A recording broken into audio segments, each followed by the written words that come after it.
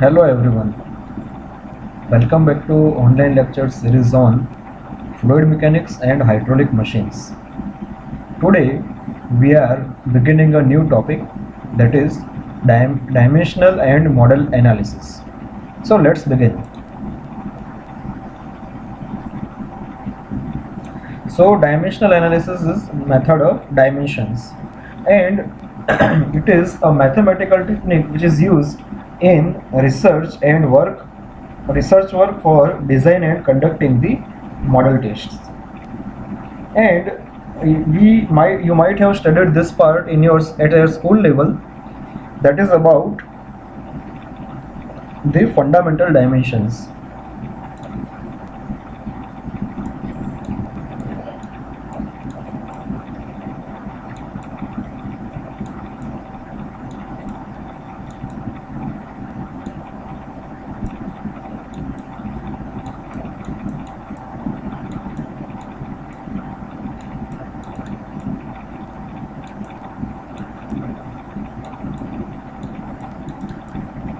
And we all know them, that is mass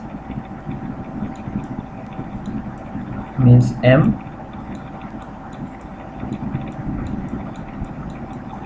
then length which is L, and time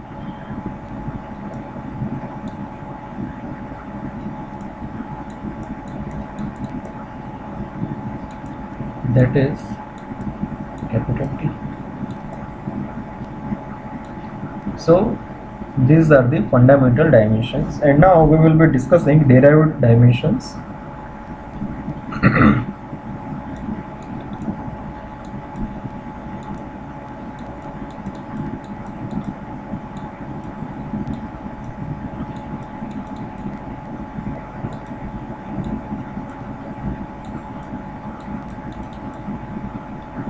Let's first discuss. First part is geometry.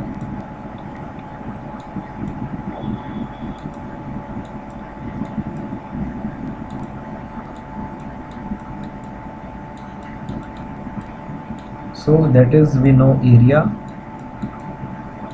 Area means meter square, so its dimensions should be L2. Then we have volume.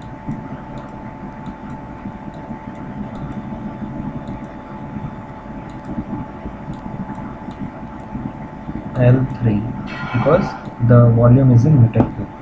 Second is kinematic quantities.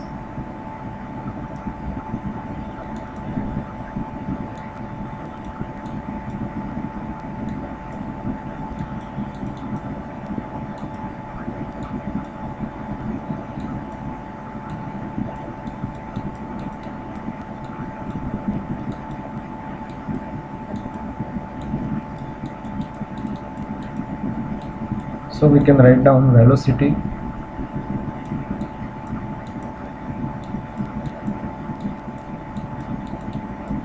Velocity's unit is meter per second, so we can write down L1 t minus 1. Then we can write down for angular velocity.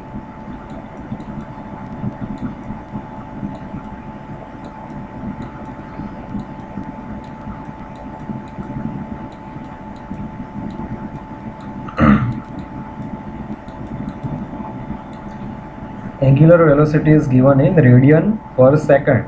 So for radian we don't have any fundamental dimensions, so we have only left with the time unit, that is per second. So here it will be t inverse 1. Then we have acceleration.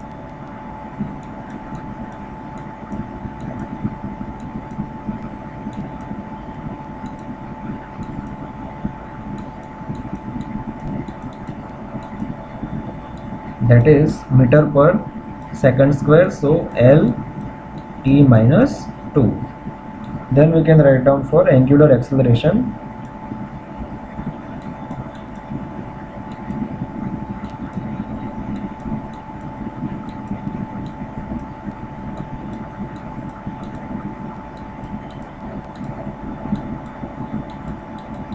that will be radian per second square. So here it will be T minus 2. Then we have discharge, that is fluid flow rate.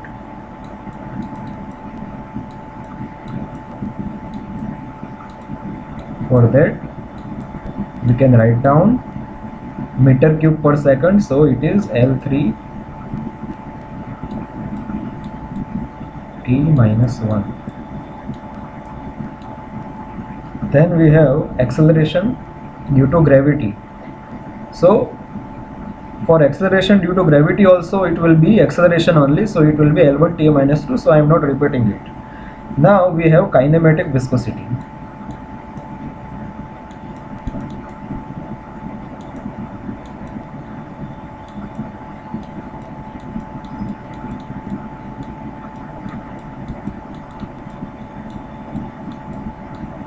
And we will be discussing this maybe after some time. First we will get the dimension of dynamic viscosity, then we can write down of kinematic viscosity. So now let's move forward with third category, that is dynamic quantities.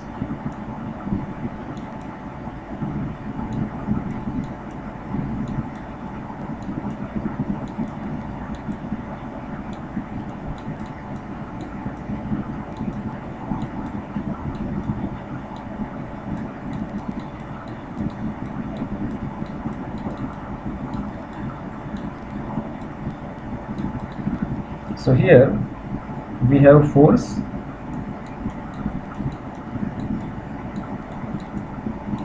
For force, let me do some rough work here. M into A, force.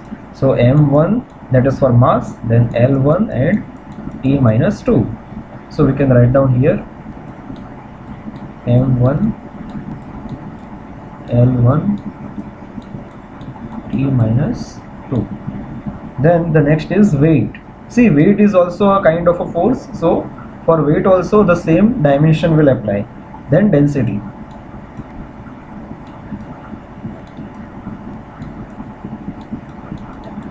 Density, if you recall, it is M upon V. So M1 L minus 3.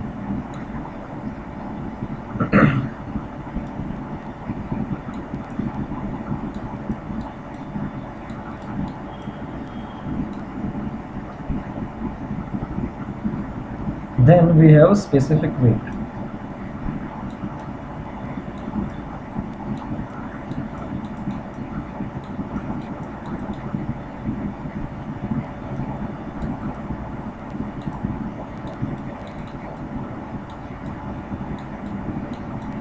That is W upon volume.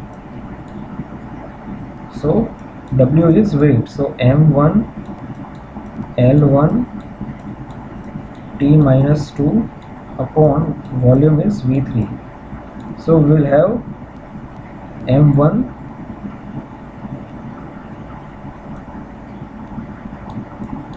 L minus 2 T minus 2. Now let me erase this rough work.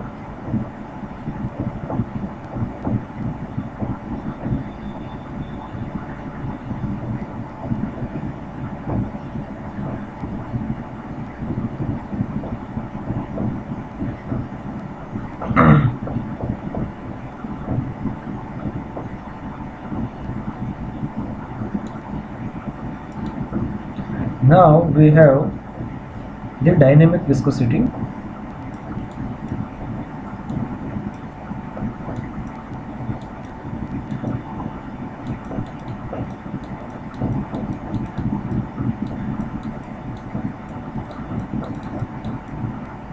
See, we have tau is equal to mu into du upon dy.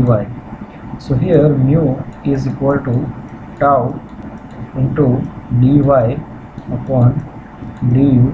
So for stress we have Newton meter inverse 2 into meter per second. So it will be N S M inverse 2.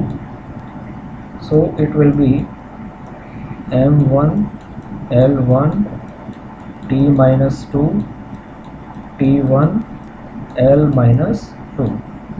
So finally what we will be getting here, m1 l minus 1 and t minus 1. So similarly we can get the now kinematic viscosity nu is equal to mu upon rho. So here m1 l minus 1 t minus 1 upon m1 l minus 3.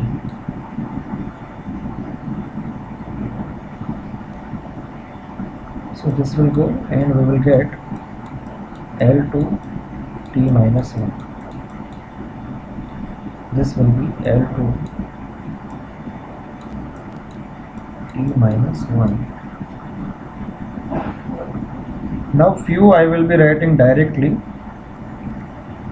Pressure intensity, you can do it by yourself. That is F upon A. So F is this divided by area, that is L2. So when you take ratio of that two, then you will get m1 l minus 1 t minus 2. Then we can write down for shear stress. For shear stress also it will be similar to pressure dimensionally. So shear stress is equal to m1 l minus 1 t minus 2. Then we can write down for work. Work is equal to force into distance. So here one linear line dimension length dimension will add.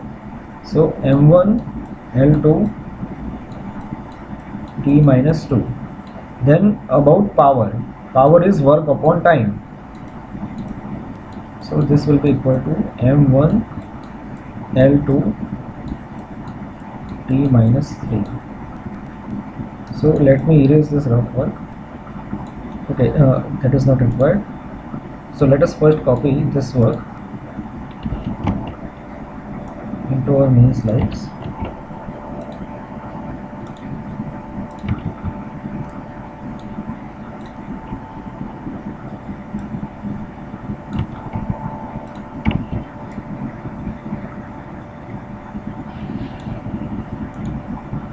Now let's move forward to our next topic.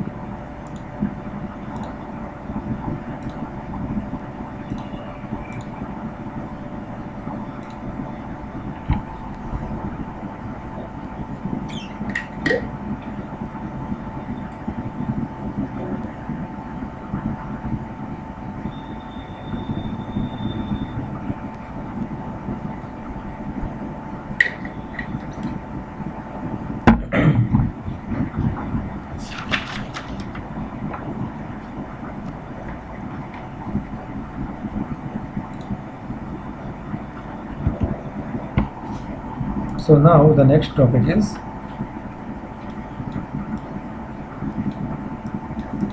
dimensional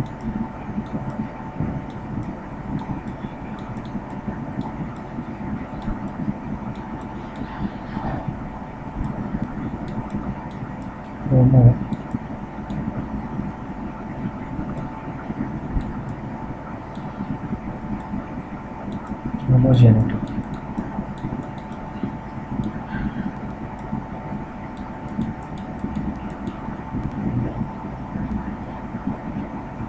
So what does this mean? That dimensions of each terms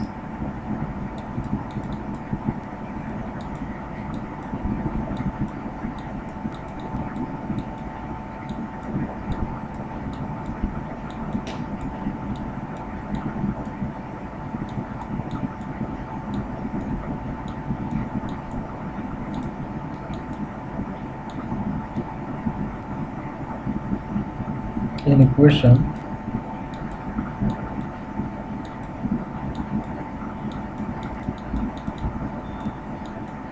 on both sides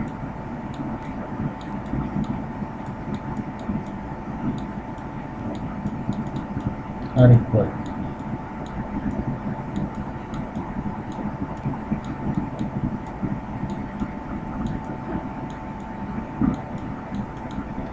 So we will prove this. Let us take a standard formula. V is equal to square root of 2GH. So dimensions of LHS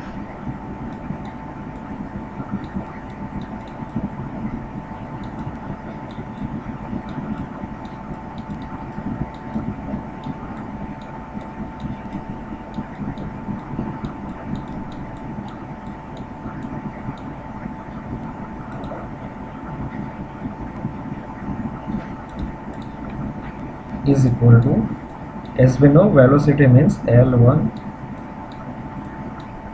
T minus 1, and dimensions of RHS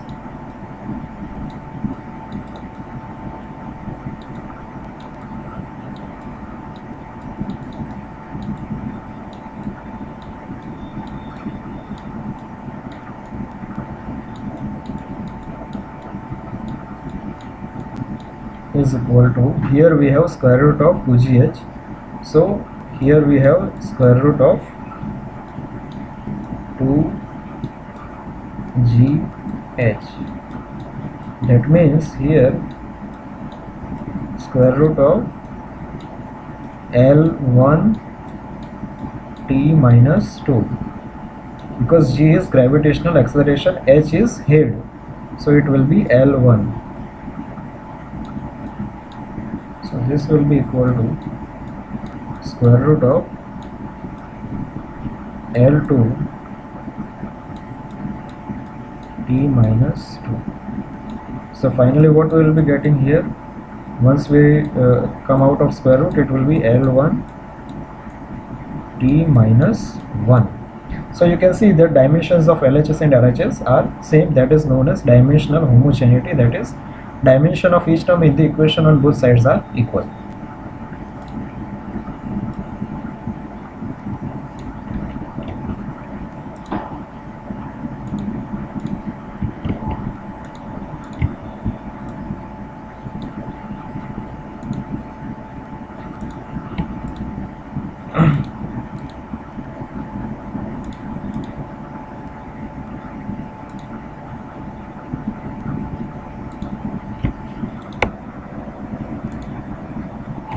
Now let's move forward to next topic, that is methods of dimensional analysis.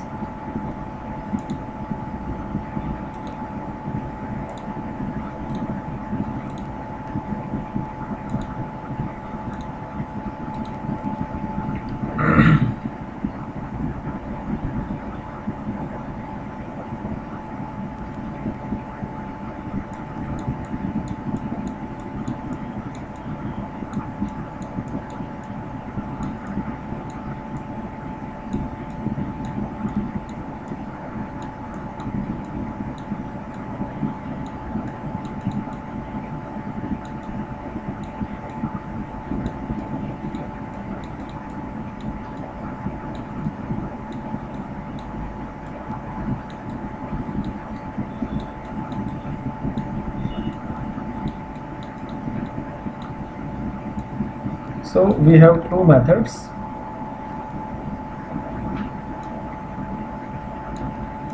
First is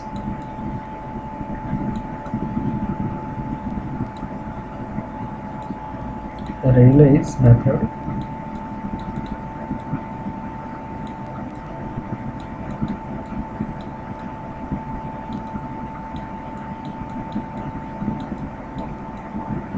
And second is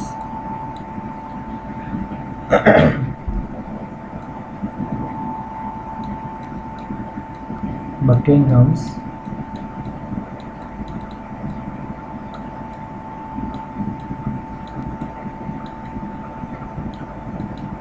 pi theorem.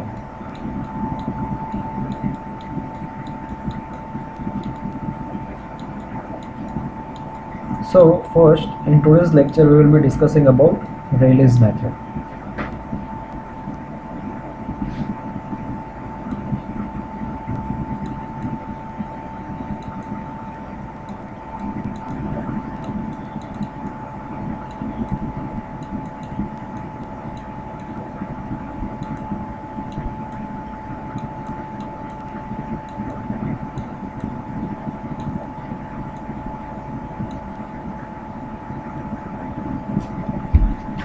So this method is applicable when the number of variables involved in experiment are up to 3 or maximum 4. Here, if the number of independent variable if the number of independent variable becomes more than 4, then it is quite difficult method. So here we will keep our variables up to 3 only maximum. Let us say that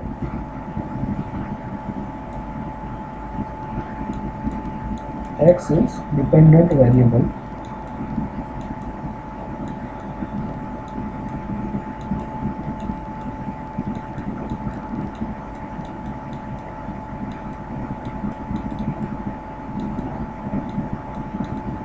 and x1, x2, x3 are independent variables.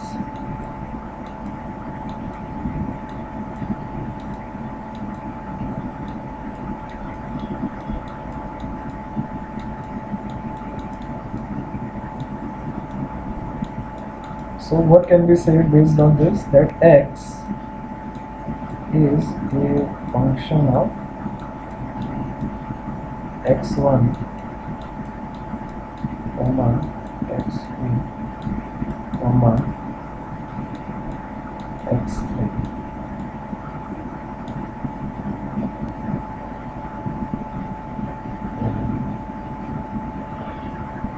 And it can be expressed in this way, that x is equal to k, that is a constant, and x1 a1 into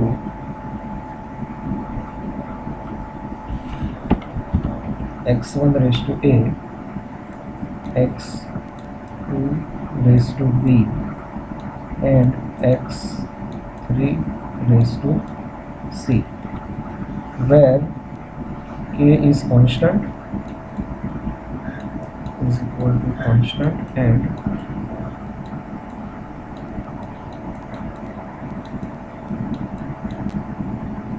a, b, c are arbitrary powers.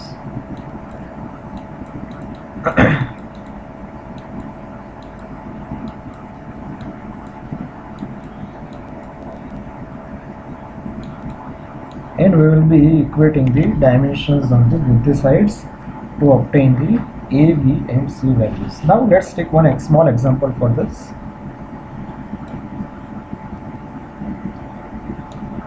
Here let us say that time period t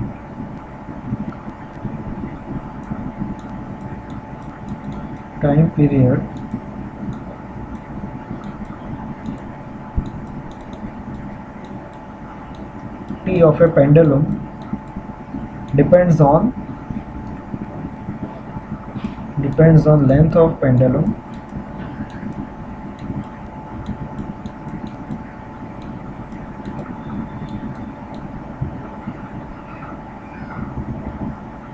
and second is it depends on acceleration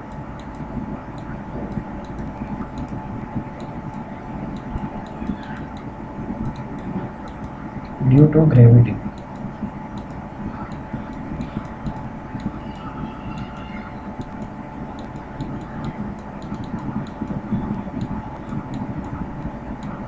G.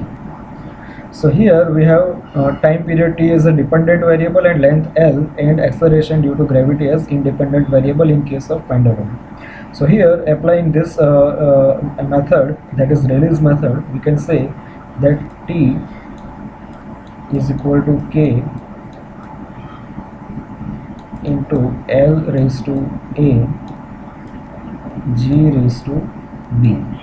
So here now we will be directly writing down the dimensions. Here t1, k doesn't have any dimension because it is a constant, L1 raised to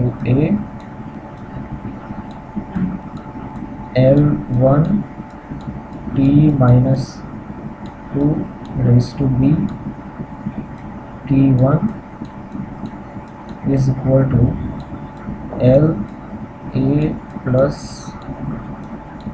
b t minus 2b. Now we are in position to compare the dimensions on both the sides. So here actually L is not present, so L will be 0. So a plus b equal to 0 and minus 2b is equal to 1. So we can write down b is equal to minus 1 upon 2.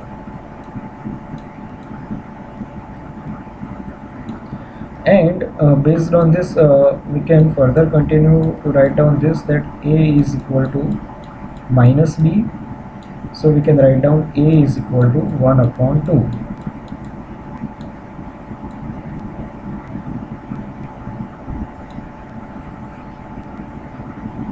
T, time period t is equal to k into L raised to 1 upon 2 into g raised to minus 1 upon 2. So we can say that it is equal to k into L upon g raised to 1 upon 2, and we can continue further that t is equal to k square root of L upon g. So this is the Rayleigh's method, and we can copy this into our main slides.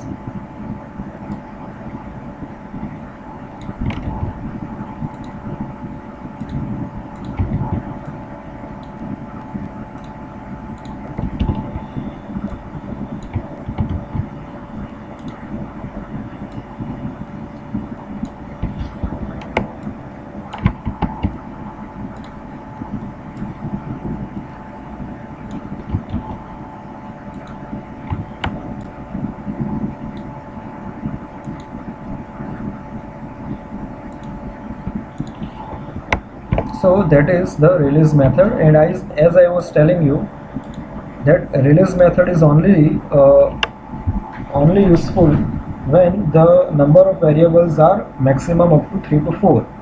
However, if more number of variables are involved in any physical phenomena, then we need to go for Buckingham's pi theorem.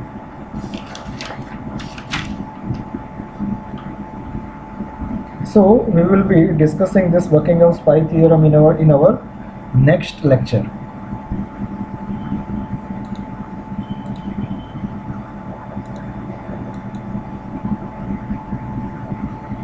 So in today's lecture, what we have discussed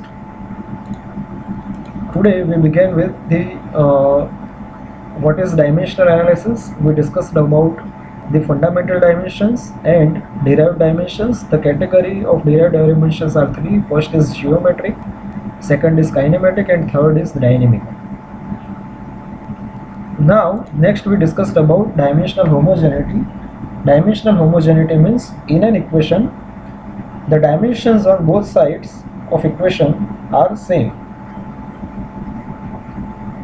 Then we have two methods of dimensional analysis. First is Rayleigh's method and second is Buckingham's pi theorem.